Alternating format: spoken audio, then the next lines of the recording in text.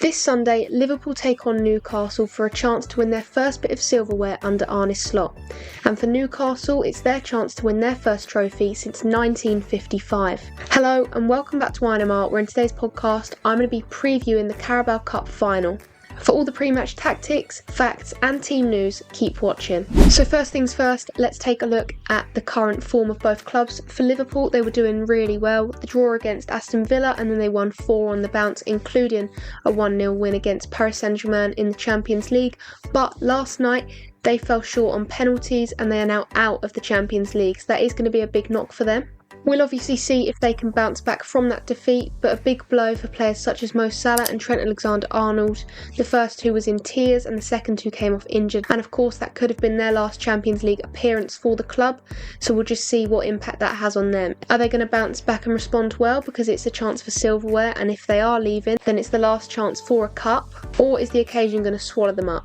For Newcastle, it's a far more mixed record. They've got 3 losses and 2 wins in their last 5 games, most recently beating West Ham 1-0 on Monday night.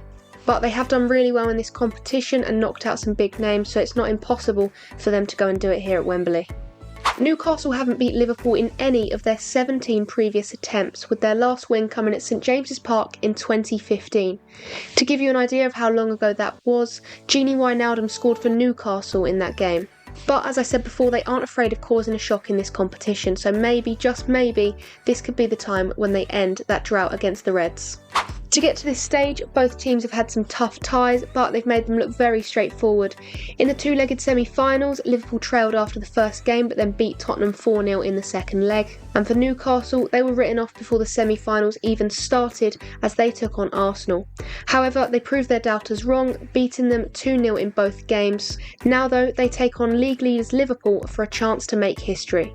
Moving on to team news. Now, as it is Wednesday at the time of filming this, the team news obviously isn't massively up to date, but what we know currently is that Trent Alexander-Arnold is a doubt for Liverpool. He was forced off in last night's game against PSG, and Slot admitted he'd be surprised if the defender could feature this weekend. With deputies Joe Gomez and Conor Bradley ruled out with their own injuries, it seems likely that it will be Jarell Quansah starting at right back for the Reds. Ibrahim Konate, however, looks set to start. Concern was raised when he came off in extra time against PSG, but Slot said that was due to fatigue rather than an injury. Cody Gakpo made his return from a knock earlier this week and could be an option to start on the left-hand side, with Luis Diaz moving centrally to take over the spot from Diogo Jota or Darwin Núñez. Other than that though, there are no other injury updates to let you know about just yet. If anything with these news changes, it will be posted on my X or my Instagram, so be sure to follow me on both of those platforms to keep up with all the news before kick-off. For Newcastle, the big miss is Anthony Gordon, who is suspended following his straight red card against Brighton in the FA Cup. There are options, however, to replace him on the left-hand side, with Harvey Barnes being the favourite. 2 key defenders have also been ruled out of the game. Lewis Howe will miss the rest of the season for Newcastle following ankle surgery, and Sven Botman requires another knee operation. So knowing that, it looks like Tino Livramento will start in place of Hull ahead of Matt Targett or Dan Burn at left back, with Trippier on the right, and Dan Burn will partner Fabian Schär in the centre of defence. So that is all the team news as we know it just yet. Now moving on to the tactics. Now normally I analyse each manager's approach, but I've done so many videos looking at Arne Slot, and I have analysed Newcastle in the past as well. So what we're going to do is take a look at a game where Newcastle really challenged Liverpool. Last time these two sides met, Liverpool won 2-0. So Newcastle certainly have improvements to make from that game.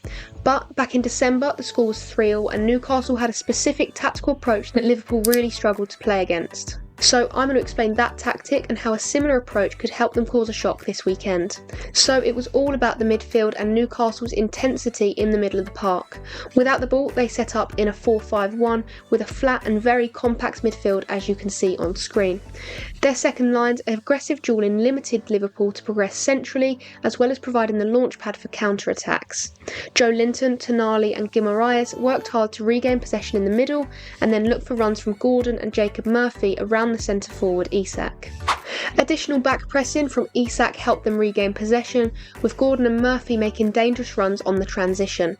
especially in those spaces either side of Liverpool's centre-backs.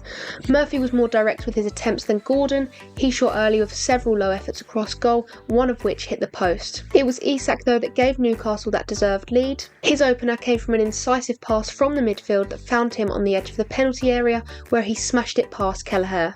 Despite Liverpool equalising soon after the break, Newcastle maintained that intensity in central midfield in the early stages of the second half. At the same time, their forward passes got them up the pitch to quickly find the front line. Although not every pass created a chance, their intent to put immediate pressure on Liverpool's back line was notable. For their second goal, forward passes from Tonali and Guimaraes worked the ball up to Isak, between Konza, who was in that unfamiliar right-back position, and Joe Gomez. This is why this is so key, because Jarell Konza will likely be playing at right-back this weekend.